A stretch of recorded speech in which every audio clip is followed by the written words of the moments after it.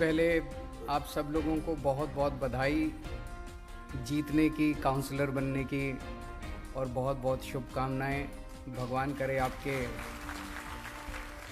अगले 5 साल बहुत अच्छे बीतें और आप जनता की खूब सेवा करें। मेरी नज़र में ये चुनाव बहुत बहुत बहुत मुश्किल चुनाव था। कुछ लोग कहते हैं आसान चुनाव था, लेकिन ये किसी भी हालत में आसान चुनाव नहीं था। जिस तरह से इन लोगों ने जिस लेवल के षड्यंत्र रचे और जिस तरह से इन्होंने पूरी मशीनरी को हमारे खिलाफ इस्तेमाल किया, उस तरह से ये मेरी नज़र में अभी तक हम जितने चुनाव लड़े हैं सबसे मुश्किल चुनाव ये था। पूरी की पूरी इनकी मशीनरी उतर आई। इनके 7 मुख्यमंत्री, 17 केंद्रीय मंत्री, अमित शाह जी खुद, जेपी नड्डा साहब खुद, इनके राष्ट्रीय अध्यक्ष, वो सारे तो थे ही। जिस तरह से इन्होंने मीडिया पे दबाव डाल के, मीडिया को धमका के, मीडिया की बाह मरोड़ के 24 घंटे हमारे खिलाफ दुष्प्रचार किया। रोज सवेरे 9 बजे मैं देखता था, 8:30 9 बजे एक वीडियो निकल के आ जाता था, कोई फर्जी वीडियो एक निकल के आ जाता था, और फिर वो 24 घंटे सारे चैनलों पे केवल और केवल वो वीडियो चलता था। हम पॉजिटिव राजनीति करने वाले लोग हैं। हम जब भी किसी चुनाव में जाते हैं हम कहते हैं जी हमने ये काम किए और हमें वोट दो, आगे हम ये काम करेंगे। हम अपने कामों की बात करते हैं, हम अपने कामों के इर्द गिर्द अपना नैरेटिव बनाते हैं। हमें तो नैरेटिव बनाने ही नहीं दिया इन्होंने। हम सोचते थे हम 10-11 बजे प्रेस कॉन्फ्रेंस करके आज ये कहेंगे कि हमें वोट दो, हम कूड़े के पहाड़ हटाएंगे। पता चलता था 8:30 बजे ही कोई वीडियो आ गया, वो 24 घंटे वीडियो ही चल रहा, हमारी प्रेस कॉन्फ्रेंस तो चलती ही नहीं थी। इतने वीडियो लेके आए, इतने फर्जी वीडियो लेके आए। तिहाड़ जेल के किसी ठग को पकड़ लिया, उससे चिट्ठियों पे चिट्ठियां लिखवा रहे हैं। कभी सतेंद्र जैन को जेल में डाल दिया, कभी मनीष सिसोदिया के खिलाफ फर्जी केस कर दिए, कभी कैलाश गहलोत के खिलाफ फर्जी केस कर दिए। इतने सारे फर्जी case, CBI, ED, income tax की इतनी सारी रेड। मैं समझता हूं कि इस किस्म का युद्ध इन्होंने किसी के साथ नहीं किया जिस किस्म का युद्ध इन्होंने एमसीडी के चुनाव के दौरान किया। इन्होंने हमें बदनाम करने में कोई कसर नहीं छोड़ी। ये नहीं कहते थे कि बीजेपी वाले ये नहीं कह रहे थे कि भाई हम ईमानदार हैं और आम आदमी पार्टी वाले चोर हैं। वो ये कहते थे हम तो चोर हैं, ये भी चोर हैं, हमारे जैसे ही हैं ये भी। उनका पूरा का पूरा जो हम बार बार हर फोरम पे खड़े होके कहते हैं हम कट्टर ईमानदार हैं, ईमानदारी हमारी आइडियोलॉजी, हम कट्टर ईमानदार हैं, वो इसको ध्वस्त करना चाहते थे कि नहीं ये ईमानदार नहीं है, ये हमारे जैसे ही हैं, ये ईमानदार नहीं है, ये हमारे जैसे ही हैं। इनका पूरा का पूरा ऑपरेशन इसी के ओर था। पर जनता को बेवकूफ थोड़ी बना सकते हो। ये लोग सोचते थे जनता पागल है, ये लोग सोचते थे जनता को बेवकूफ बना लेंगे। इनका सारे दुष्प्रचार के बावजूद जनता ने आपको वोट दिया। इसका मतलब हम लोगों ने पिछले कुछ सालों में जो कमाया है, जो मेहनत की है, जनता उसको देख रही है। टीवी पे चलाते थे मनीष सिसोदिया सबसे बड़ा भ्रष्टाचारी, गली में हो रहा होता था कि बीजेपी वाले चोर हैं। गली में जनता कह रही होती थी बीजेपी वाले चोर हैं, लेंटर पे पैसा खाते हैं।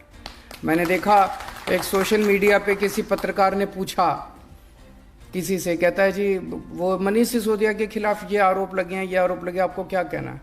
वो बोला जी मेरे बच्चे का तो भविष्य बना दिया। ऐसा आदमी जो बच्चों के स्कूल अच्छे करता है वो कोई चोर थोड़ी हो सकता है। तो आप जनता को बेवकूफ़ समझते हो क्या?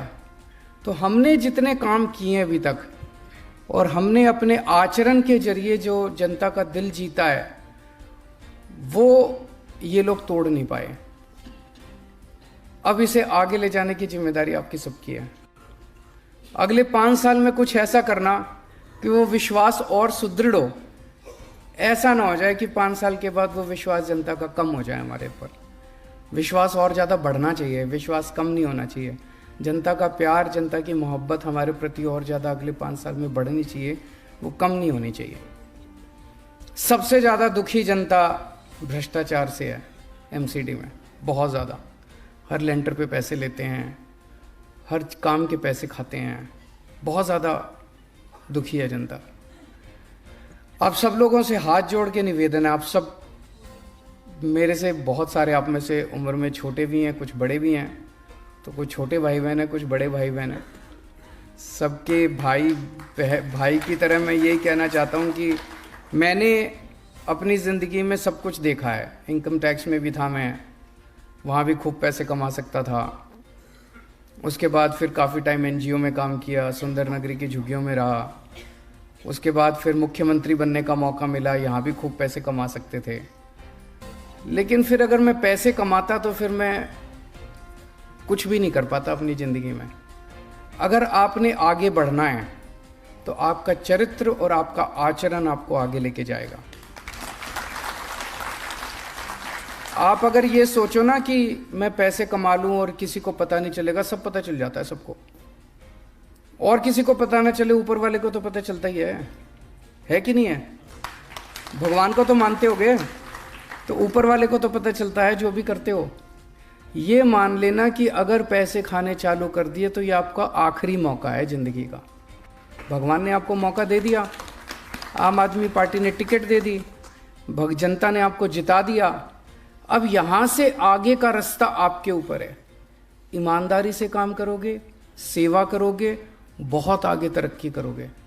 और अगर इसी बार लालच में पड़ गए तो ये सोच लेना अगली बार टिकट भी गई और जनता भी गई, सब कुछ गया। उसके बाद बस ये 5 साल ही हैं, उसके बाद और कुछ नहीं है। दूसरी चीज, जो आदमी पैसे खाता है ना वो काम नहीं कर सकता। मैंने तो ये देखा है। एक बार ये लत होती है।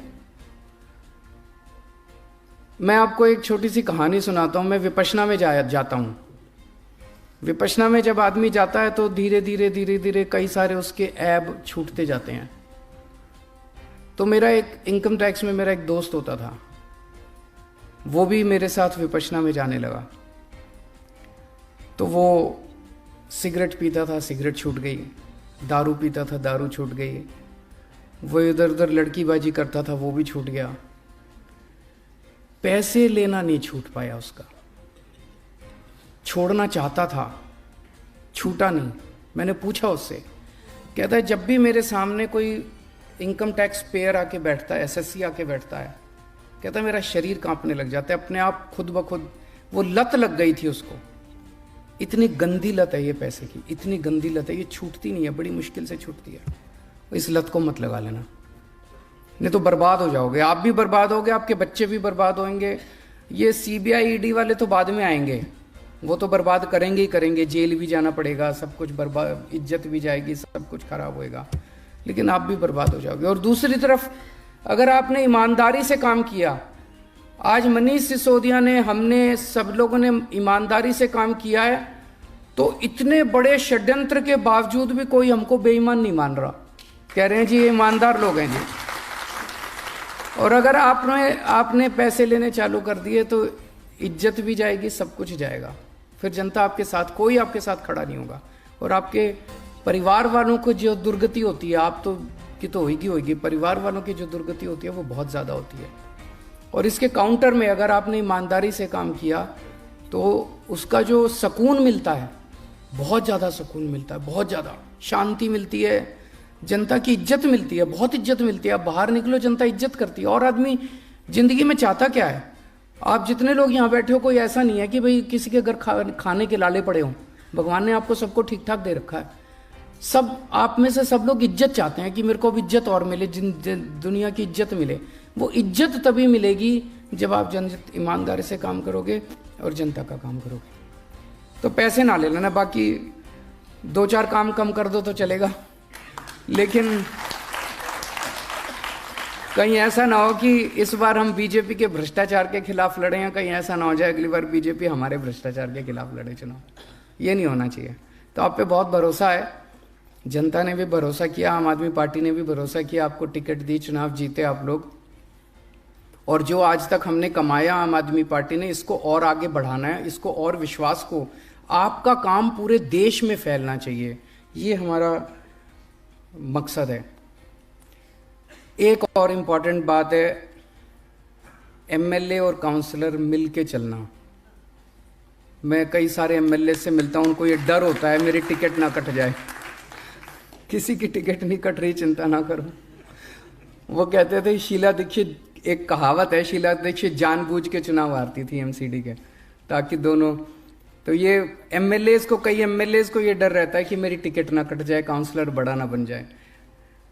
आप सबको पता है कि हम सर्वे पे देते हैं टिकट, एमएलए की टिकट भी सर्वे पे मिली, काउंसलर्स की टिकट भी सर्वे पे मिली। अगर दोनों बना के चलोगे तो काम 10 गुना बढ़ेगा, खूब काम होगा, पॉजिटिविटी फैलेगी, और पॉजिटिविटी फैलेगी तो अपने आप सर्वे में एमएलए का नाम आ जाएगा। और अगर आप लड़ाई करोगे तो एमएलए सोचेगा मैं इसके काम ना होने दूं, वो सोचेगा मैं एमएलए के काम ना होने दूं, ना तो एमएलए का सर्वे अच्छा आएगा और ना काउंसलर का सर्वे अच्छा आएगा, दोनों अपने हाथ काट लोगे। तो मेरा अपना ये थोड़ी सी स्ट्रैटेजी है भाई, बना के चलो, दोनों बना के चलो। कई लोगों को ये है, मैं बात करता हूँ एमएलए से, एमएलए कहते हैं जी इसने मेरे चुनाव में मेरे खिलाफ काम किया था। भूल जाओ, कोई बात नहीं, किया था। मेरे खिलाफ पता नहीं कितने लोग हैं जिन्होंने मेरे को काले झंडे दिखाए थे। मेरे खिलाफ कई लोग हैं जो 2020 के चुनाव में जिन्होंने मेरे ऊपर पत्थर फेंके थे, उनको भी इस बार मैंने टिकटें दी हैं।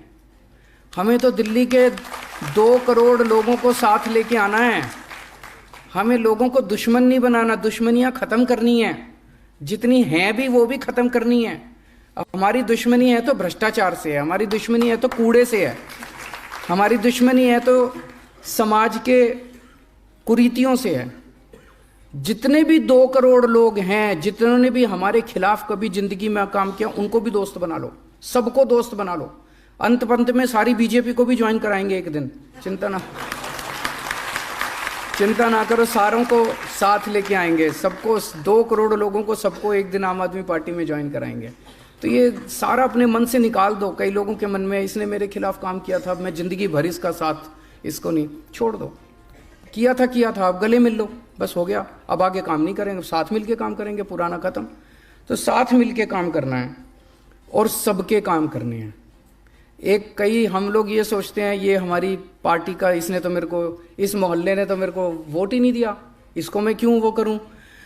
आप ये मान के चलो कि जब हमारी सबसे पहले 28 सीट आई थी, हमको बहुत कम लोगों ने दिल्ली में वोट दिया, फिर अगली बार और ज़्यादा दिया, फिर अगली बार और ज़्यादा दिया। क्यों? हम धीरे धीरे इसको भी अपना बना लिया, इसको भी अपना बना लिया, व्यापारियों को भी अपना बना लिया।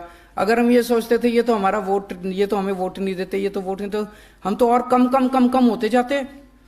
अपने मन से ये निकाल दो कि इस मोहल्ले ने अगर वोट नहीं दिया तो सोचो इस बार तो इस मोहल्ले का वोट लेना ही है, उनके काम करने ही है।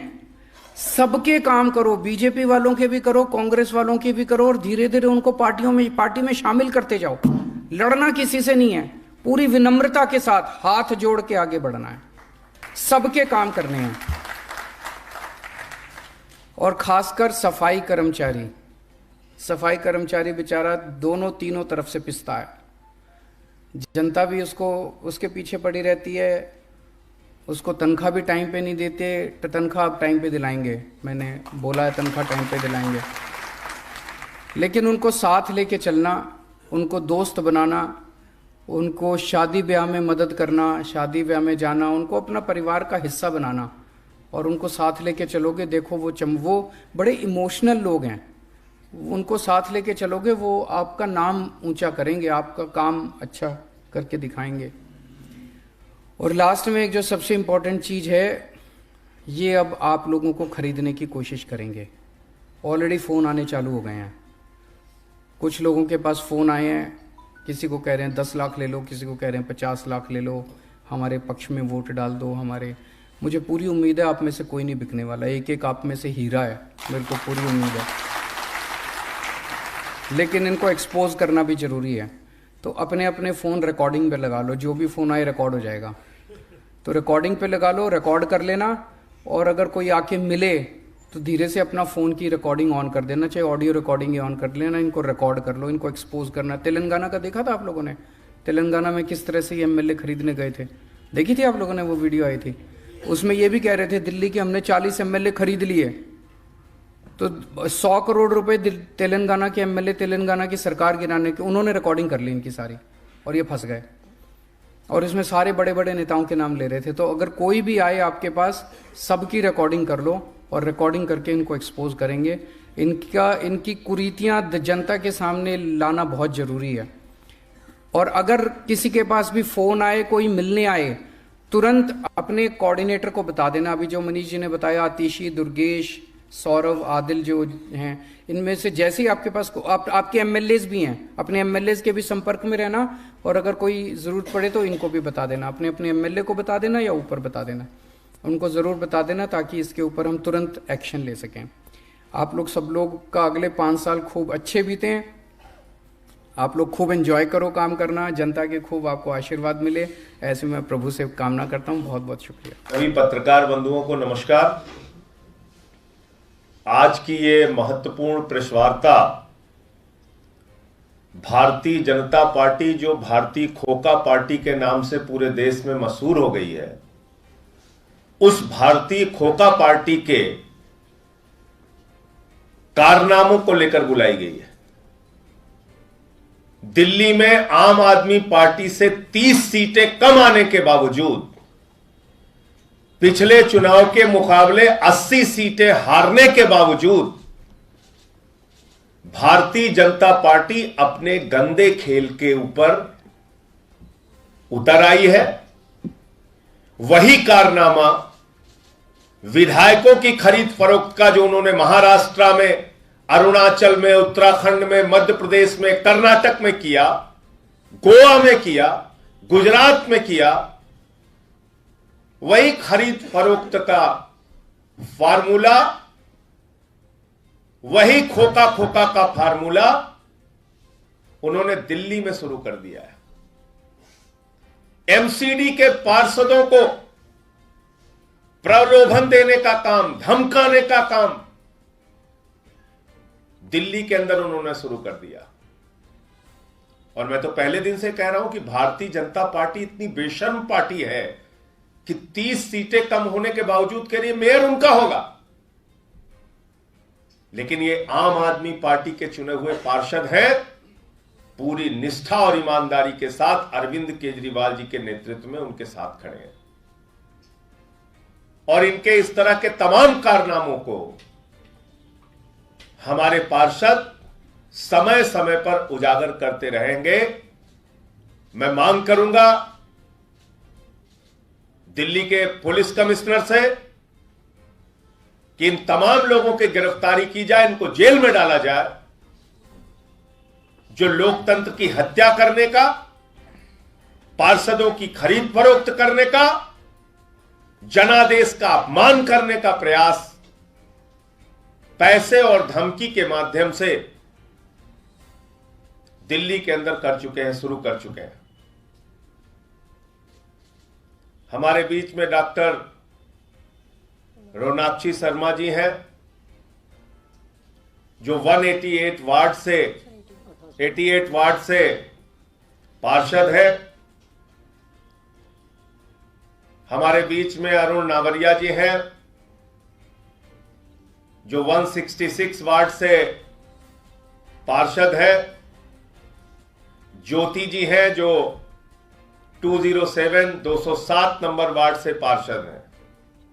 अब ये लोग अपनी अपनी कहानी, अपनी अपनी जो इनके साथ घटित हुआ, वो आपको बताएंगे कि किस तरीके से इनको अप्रोच किया गया, किस तरीके से इनको धमकाया गया। एक योगेंद्र नाम का व्यक्ति वो शर्मा जी को फोन करता है और कहता है कि भारतीय जनता पार्टी के प्रदेश अध्यक्ष आदेश गुप्ता जी बात करेंगे। और आदेश गुप्ता जी और भारतीय जनता पार्टी के लोग बाकायदा 100 करोड़ के बजट का जिक्र कर रहे हैं। कह रहे हैं एमसीडी में खरीद फरोख्त करने के लिए 100 करोड़ का बजट है हमारे पास। और ये 100 करोड़ का बजट तो मात्र 10 पार्षदों को खरीदने के लिए है। यानी कि एक पार्षद को खरीदने के लिए 10 खोखा भारतीय खोखा पार्टी ने निर्धारित किया है। तो मैं चाहूंगा पहले आप अपनी बात रखेंगे, उसके बाद अरुण नावरिया और इनके कार्यकर्ताओं को किस तरीके से धमकाया जा रहा है वो भी अपनी बात रखेंगे, और किस तरीके से ज्योति जी को अप्रोच किया गया और उनके साथ भी यही हथकंडा अपनाने का प्रयास किया गया, वो भी अपनी बात रखेंगे।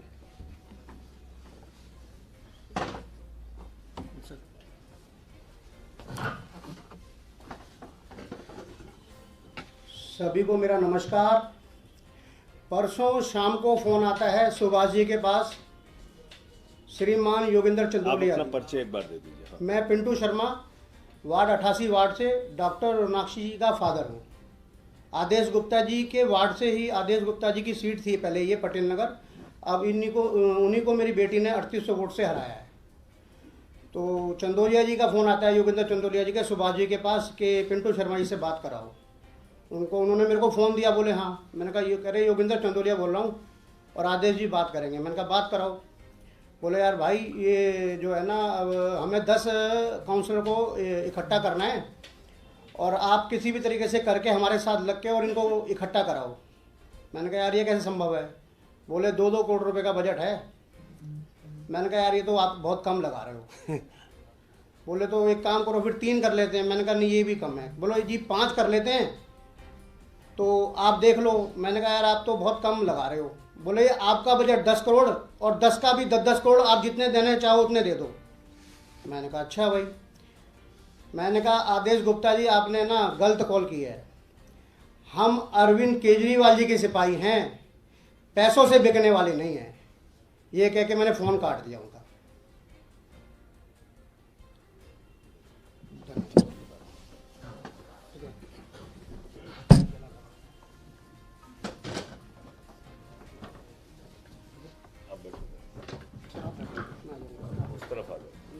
आप इधर आ जाओ। तुम बैठो अरुण, वो तुम्हारी सीट बैठ जाएगी। शर्मा जी इधर आ जाओ, इधर से। आप सभी को मेरा नमस्कार। मेरा नाम है अरुण नावरिया, वार्ड 166 उस बिहार से अभी पार्षद बना हूँ आम आदमी पार्टी की तरफ से। मेरे को टिकट मिली और मैंने चुनाव लड़ा। चुनाव लड़ते समय मेरे साथ बहुत से सहयोगी थे जो कि मेरा साथ दे रहे थे। उन सबको डराया गया, धमकाया गया, उन्होंने मेरा साथ नहीं दिया फ्रंट पे आके। तो मेरे साथ कॉलेज के बच्चे, कोई एडवोकेट, कोई स्पेशल चाइल्ड जो टीचर होते हैं वो मेरे साथ लगे। जो मेरे साथ दिख रहा था उसके घर पे जाया जा रहा था, उसे कॉल करा जा रहा था, उसे धमकाया जा रहा था।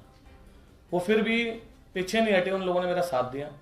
जो लोग गली मोहल्ले के हैं उन्होंने हमारी आम आदमी पार्टी की लड़ियाँ होती जो लगाई जाती हैं उसको लगाया, तो उनको गालियाँ बकी गई गंदी गंदी घरों पे जाके। उन्होंने बर्दाश्त किया और वो कह रहे भाई हम गुंडों के आगे नहीं लड़ सकते, लेकिन हम पीठ पीछे आपका साथ देंगे। मैंने आप मेरा साथ दीजिएगा, मैंने हाथ जोड़ा, उनसे समर्थन मांगा। अब जब मैं जीत चुका हूँ, पार्टी ने जो टिकट दी और मैं जीत के आया, मैं 3607 वोटों से जीता हूँ, 3607।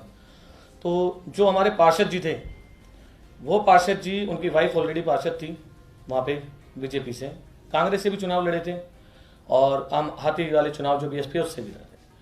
तो अब क्या है, जो हमारे लोग जो काम कर रहे थे ना, उन लोगों को लोग धमका रहे हैं कि अब तुम संभल के रहना, तुम लोगों को छोड़ा नहीं जाएगा। और साथ साथ मेरे लिए बिल्कुल कहा जा रहा है स्पष्ट रूप से कि मतलब कि शपथ लेने से पहले इसको जान से मार देंगे, इसको जीने नहीं देंगे, ये करके मेरे से बोला जा रहा है। और मतलब डायरेक्ट मुझे नहीं बोला गया, जितने मेरी टीम के लोग थे, टीचर थे, सबों को बोला जा रहा है कि भाई उससे बोल देना। और कुछ ने तो मेरे को बड़ी सिंपैथी दिखाई और उन्होंने बोला अरुण थोड़ा संभल के रहियो, हमें गलत सुनने को मिल रहा है और हो सकता है तेरे पर हानि भी हो जाए और तेरे पे हमला हो जाए।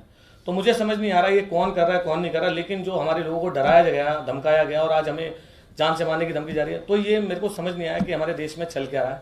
तो मेरे को लगा मैंने अपने सर को बताऊं और मैंने इसलिए आप सबके सामने बात रखी।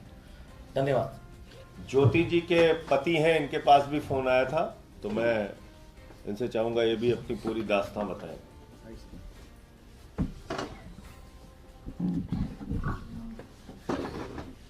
नमस्कार साथियों, मेरे पास कल रात को एक आदमी आया, मेरा दोस्त ही है खास। उसने कहा भाई तेरे से 1 मिनट साइड में बात करनी है। मैंने भाई बता क्या बात करनी है।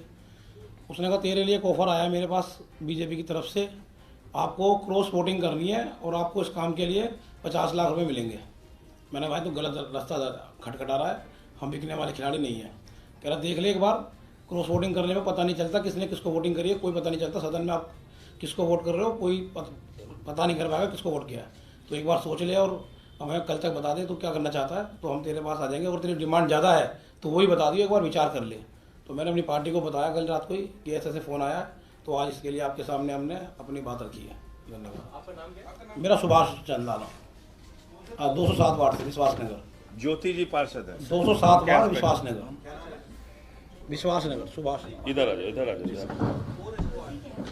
ये ज्योति के हस्बैंड है, कुर्सी उनकी इधर लगा। गला बैठा हुआ था। हाँ नहीं।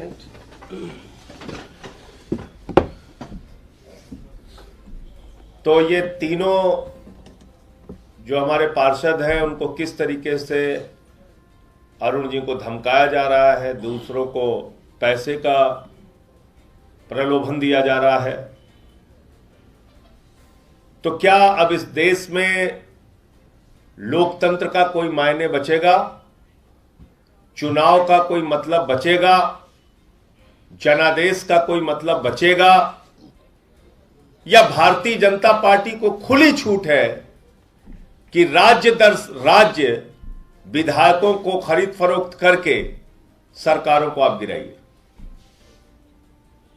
क्या भारतीय जनता पार्टी को खुली छूट है कि 30 सीटें कमाने के बावजूद बेशर्मी पर उतारू होकर दिल्ली में अपना मेयर बनाने का प्रयास कीजिए? क्या दिल्ली का पुलिस प्रशासन, दिल्ली की कानून व्यवस्था इस पर सोई रहेगी या कुंभकर्ण की नींद से जागेगी? इन लोगों के खिलाफ कोई कार्रवाई होगी? जिस मामले में स्वयं भारतीय जनता पार्टी के प्रदेश अध्यक्ष का नाम आ रहा है, आदेश गुप्ता जी का, दूसरे लोगों का अप्रोच किया जा रहा है।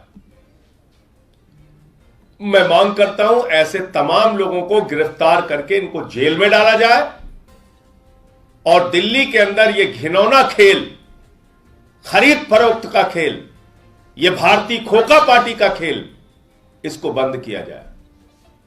और मैं तो कहता हूं भारत के चुनाव आयोग को भी इसमें हस्तक्षेप करना चाहिए। आप निर्वाचन कराते हैं,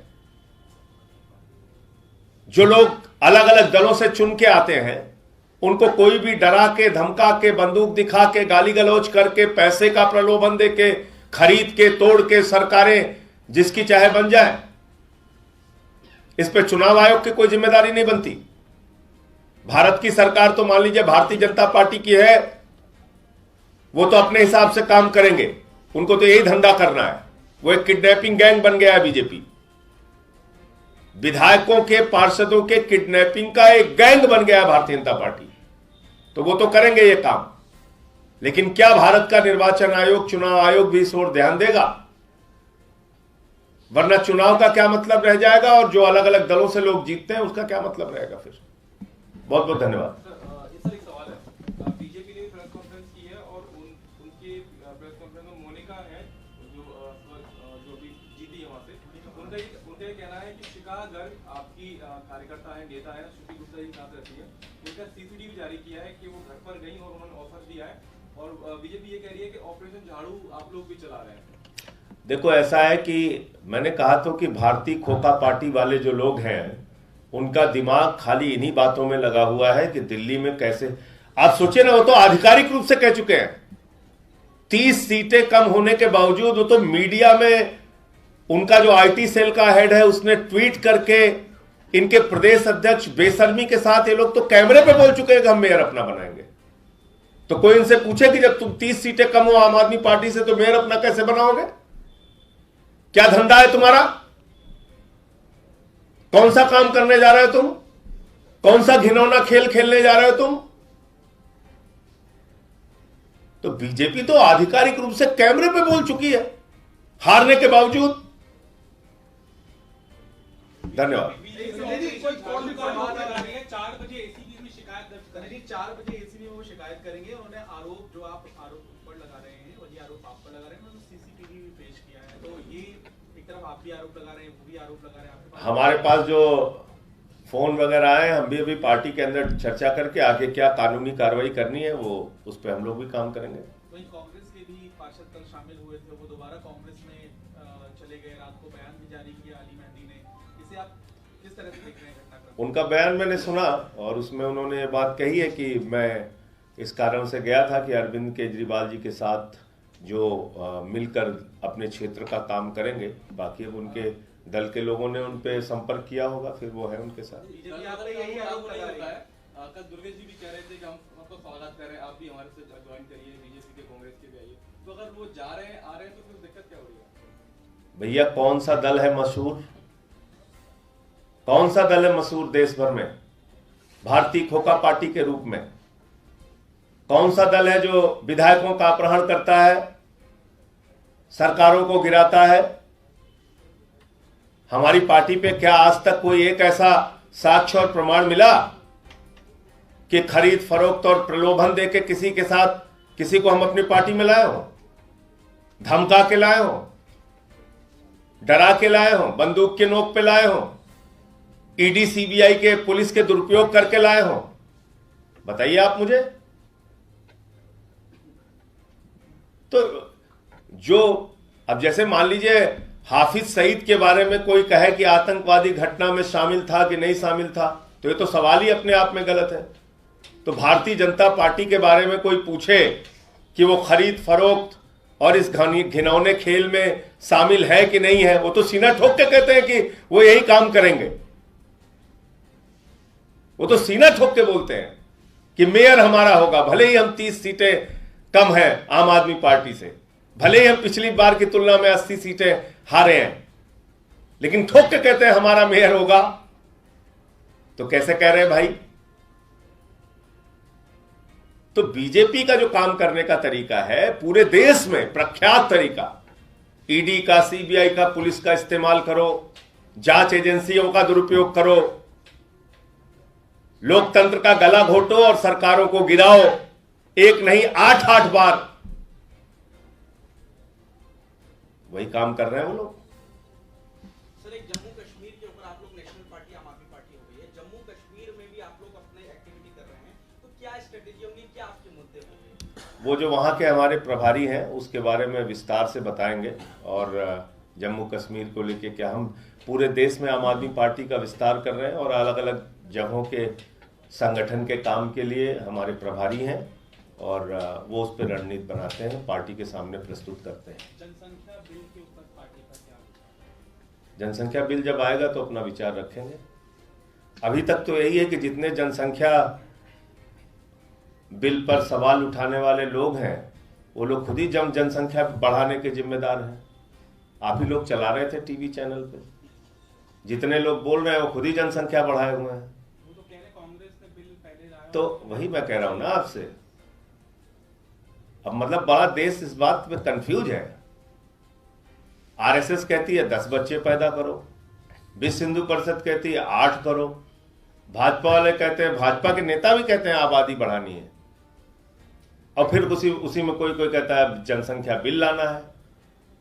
तो हिंदू बहुत परेशान है, करे क्या वो? आरएसएस कुछ कहती है, विश्व हिंदू परिषद कुछ कहती है, भाजपा कुछ कहती है। तो पहले बिल का ड्राफ्ट आने दीजिए, बिल पहले आ जाएगा सामने तो हम निश्चित रूप से उस पर अपनी प्रतिक्रिया देंगे।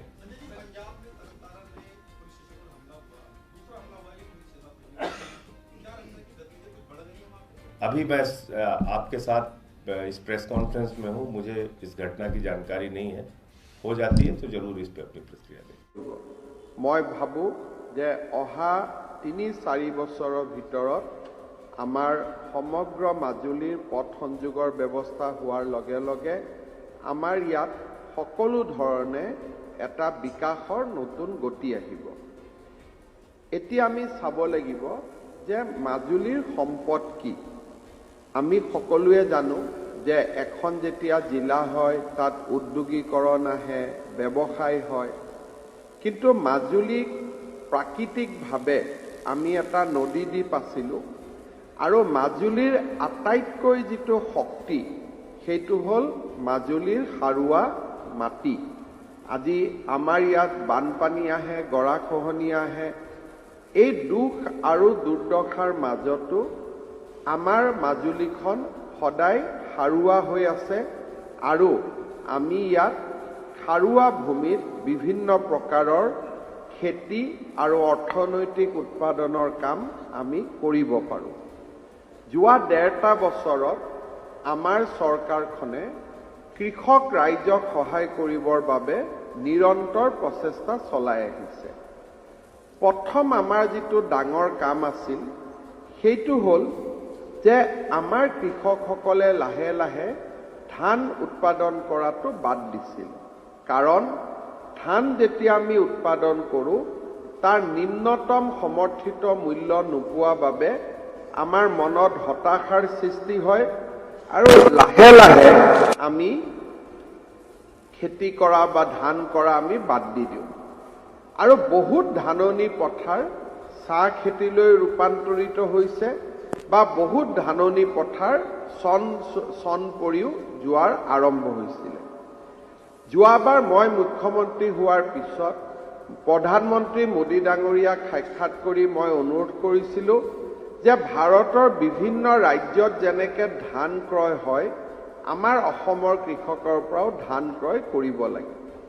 সাধাৰণতে প্ৰধানমন্ত্ৰী ডাঙৰীয়াই কৈ দিয়াৰ পিছত আৰু আমাৰ চৰকাৰে গুদাম মিল আদি লাহে লাহে কৰি যোৱাৰ পিছত আজি আমাৰ ধান ক্ৰয় কৰাৰ বাবে এটা সুন্দৰ পৰিৱেশ সৃষ্টি হৈছে।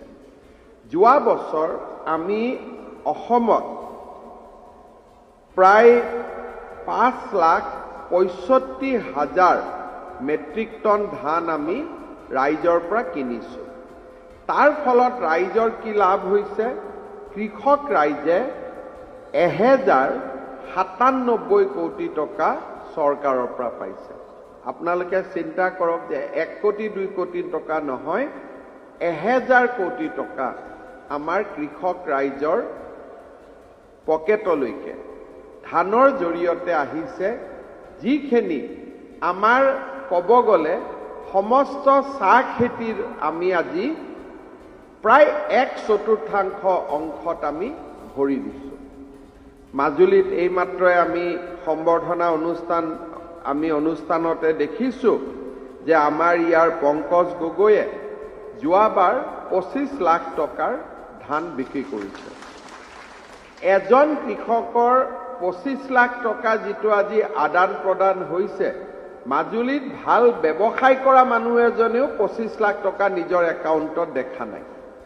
এইটো এটা আমাৰ অদ্ভুত অসমৰ কাৰণে আশীৰ্বাদ স্বৰূপ হৈ পৰিছে। যোৱা পৰহিৰ পৰা আমি ইয়াত ধান কিনা আৰম্ভ কৰিছোঁ। আগত আমি যোৱা বছৰ ধান 1960 টকাত কিনিছিলোঁ। এইবাৰ ধান আমি 2,040 টকাত কিনিম। তাৰমানে যোৱাবাৰতকৈ 80 টকা আমি আৰু বেছি মূল্য দিম। যোৱাকালি আপোনালোকে 400 কুইণ্টল ধান আপোনালোকে চৰকাৰক দিছে।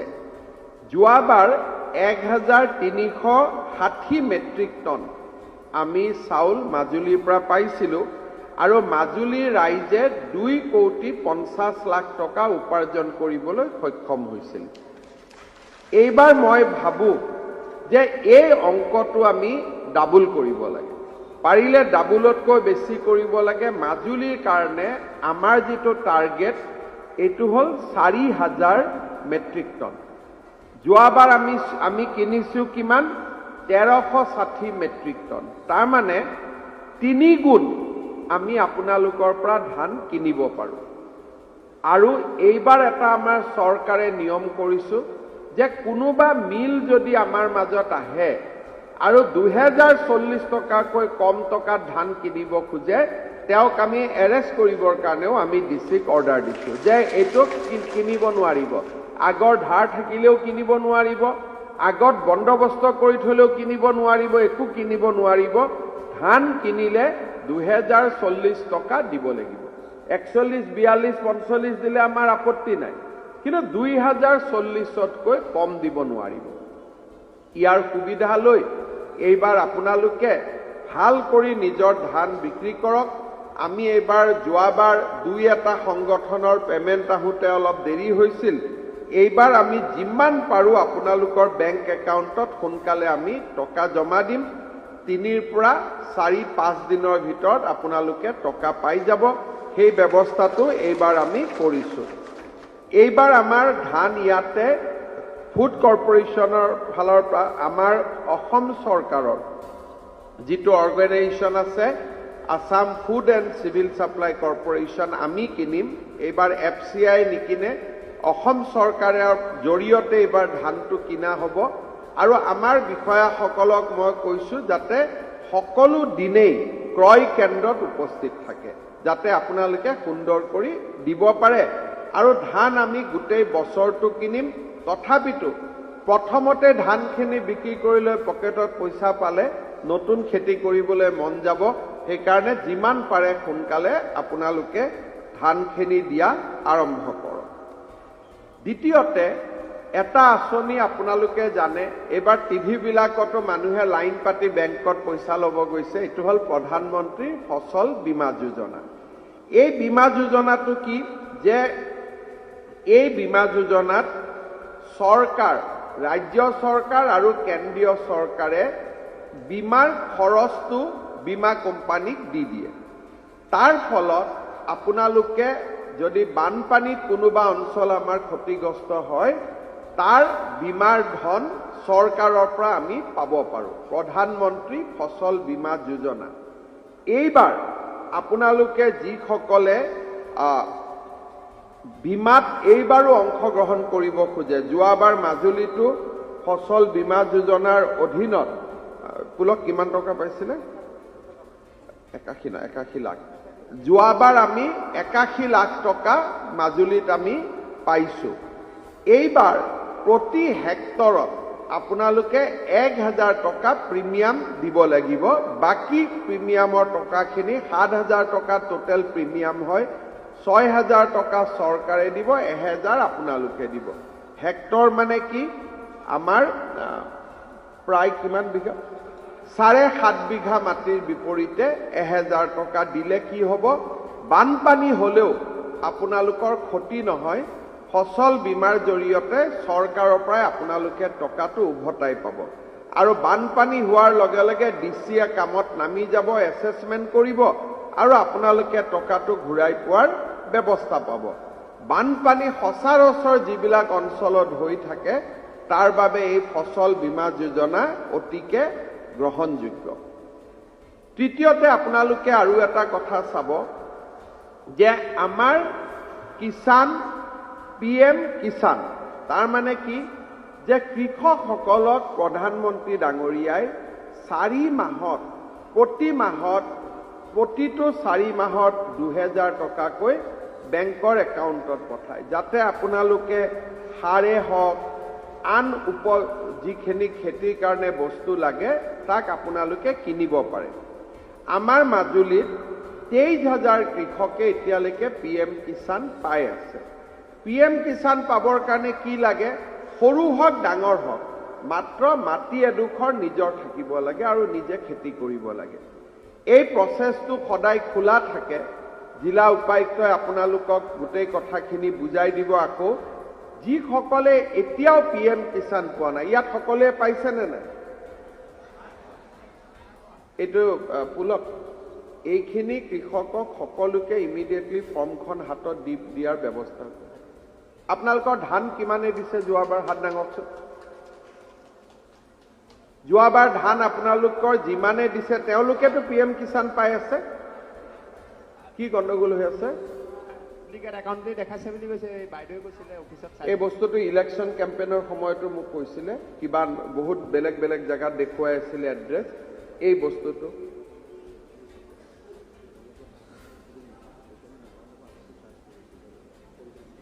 পুৰণা মোবাইল নম্বৰ যি নহওক, এই সমস্যাটো সমাধান কৰি আমাৰ কৃষকক সুবিধাটো দিব লাগে। তৃতীয়তে আমাৰ এটা ডাঙৰ কথা হ'ল যে মাটিৰ মালিক নহ'লে, অকল দখলী মাটিত আমি সদায় খেতি কৰি থাকি আমাৰ লাভ নাথাকে। চৰকাৰে মিছন বসুন্ধৰাত আপোনালোকক এটা সহায় কৰিছে যে এইবাৰ আপোনালোকে মাটিৰ মালিক হ'ব পাৰে। মাটিৰ মালিক মানে আমি মালিক আছোৱেই। বহুত আমাৰ জনজাতীয় লোক আছে, 2-3টা জন্মও মাটিত আছে, ভাবে এইটোতো মোৰে মাটি। কিন্তু আপোনালোকৰ মাটি হলেও কেতিয়াবা চৰকাৰী আঁচনিৰ বাবে ম্যাদী পট্টাৰ দৰকাৰ হৈ পৰে। এইবাৰ মিছন বসুন্ধৰাত আমি এটা সহায় কৰিছো যে আপোনালোকে নিজৰ যিখিনি একচনীয়া মাটি আছে, একচনীয়া মাটি আপোনালোকৰ পট্টা নাথাকিলেও আমি আপোনালোকক ম্যাদী কৰি দিয়াৰ এটা ব্যৱস্থা কৰিছো। ৰায়তীসকলকো আমি পট্টা কৰি দিয়াৰ ব্যৱস্থা কৰিছো। এই সুবিধা লৈ মিছন বসুন্ধৰাৰ জৰিয়তে এইবাৰ মাজুলীৰ সকলো মানুহ মাটিৰ কাগজী মালিক হ'ব লাগে। মালিকটো হৈয়ে আছে, কিন্তু এইবাৰ কাগজী মালিক হ'ব লাগে। এই দিশটো আপোনালোকে চকু দিব। আৰু মিছন বসুন্ধৰাত এতিয়া আবেদনৰ প্ৰক্ৰিয়া চলি আছে। আমাৰ আপোনালোকে খুব সুন্দৰ কৰি মিছন বসুন্ধৰাত কৰক আবেদন। চৰকাৰী মাটিত বহি আছে যদি তাতো আবেদন কৰক, ৰায়তী হৈ আছে যদি তাকো আবেদন কৰক, একচনীয়া হৈ আছে যদি তাতো আবেদন কৰক। চতুৰ্থতে চৰকাৰে আৰু এটা ডাঙৰ আঁচনি অহা মাহৰ পৰা আৰম্ভ কৰিব। সেইটো হ'ল যে আমাৰ খেতি পথাৰবিলাকত আমাৰতো নিজৰ সীমা আছে, ইয়াৰ মাটি তাৰ মাটি। এতিয়া সীমাটো আমাৰ মুখত আছে। যদি আমি সীমাটোত চেগুন গছ লগাই দিওঁ তাহলে সীমাটোতো আমাৰ পাৰ্মানেণ্ট হৈ গ'ল। সীমাটোত যদি আমি হলং গছ লগাই দিওঁ, সীমাটোত যদি আমি শাল গছ লগাই দিওঁ, আগতে আমি গছ লগাব বেয়া পাইছিলো কিয়? ফৰেষ্টে আমাক দিগদাৰি কৰে, কাটিব নিদিয়ে। এইবাৰ চৰকাৰে নিয়ম কৰিছে যে ম্যাদী পট্টা যদি আমি গছ লগাও, মূল্যৱান গছ লগাও, ফৰেষ্ট ডিপাৰ্টমেণ্টে কম্পিউটাৰতে আমাক 48 ঘণ্টাৰ ভিতৰত পাৰ্মিশ্যন দিব লাগিব। আৰু যদি 48 ঘণ্টাত পাৰ্মিশ্যন নিদিয়ে, আমি গছডাল নিজে কাটি পেলালেও ফৰেষ্টে আমাক একো ক'ব নোৱাৰে। এতিয়া মাজুলীৰ মাটিত আমি যদি একোটা পৰিয়ালে 5ডাল কৰিও চেগুন গছ লগাই লওঁ, নিজৰ বাৰীত হওক পথাৰত হওক, কিমান আপোনালোকৰ লাভ হ'ব। বাহিৰত মই আহিলে মাজুলীত ইমান এপ্লিকেশ্যন দিয়ে, ছাৰ মই দুখীয়া মানুহ, কিবা এটা সহায় কৰক।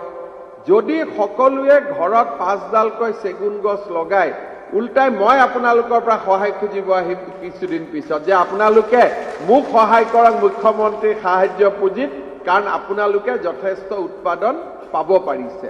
গতিকে মাজুলীত দ্বিতীয় আমি আৰু এটা কাম কৰিব লাগে, কমাৰ্চিয়েল ট্ৰি প্লান্টেশ্যনৰ মাজুলীক আমি এটা হাব কৰি নিৰ্মাণ কৰিব লাগে।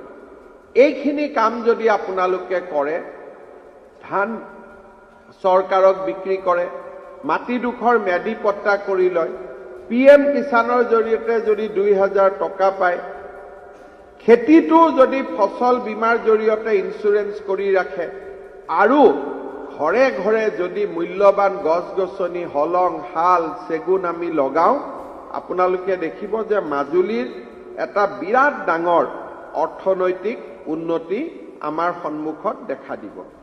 শেষত মই আৰু এটা কথা কওঁ যে আমি শালি ধান লগাওঁ, বড়ো ধান কৰোঁ, কিন্তু অসমৰ কেইটামান সামগ্ৰী আজি বজাৰত, বিশ্ব বজাৰত ইয়াৰ নাম হৈছে।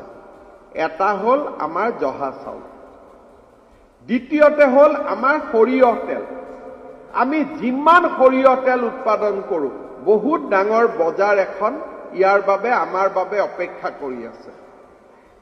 জহা চাউল আমি FPOৰ জৰিয়তে যদি জহা চাউল আমি খেতি কৰি তাক মাৰ্কেটিং কৰোঁ, বহুত ডাঙৰ বজাৰ। কাজি নেমুৰ বহুত ডাঙৰ বজাৰ, ভোট জলকীয়াৰ বহুত ডাঙৰ বজাৰ। এইকেইটা সামগ্ৰী আমাৰ মাজুলীৰ জৰিয়তে যদি আমি উৎপাদন কৰিব পাৰোঁ আৰু যদি আমি বিক্ৰী কৰোঁ অৰ্গেনিক হিচাপত, আমি বহুত দাম পাব পাৰোঁ। গতিকে মই ভাবোঁ এই দিশতো আপোনালোকে গুৰুত্ব দিব। এইবাৰ মাজুলীত যোৱাবাৰ 2.5 কোটি টকা আহিছে, এইবাৰ 10 কোটি টকা আহিব লাগিব, হ'বনে? সকলোৰে খেতি আছে নহয়, আছেনে নাই? ধান আহিছে নহয়? গতিকে সকলোৱে যাতে ধান এইবাৰ আমাক বিক্ৰী কৰে আৰু মই গোটেই যিখিনি কথা ক'লো আপোনালোকে গোটেইখিনি কথা মনত ৰাখক দেখিব আমাৰ মাজুলী শস্য শ্যামলা হ'ব আৰু সকলোৰে ঘৰত লক্ষ্মী স্থায়ীভাৱে আহিব বহুত বহুত ধন্যবাদ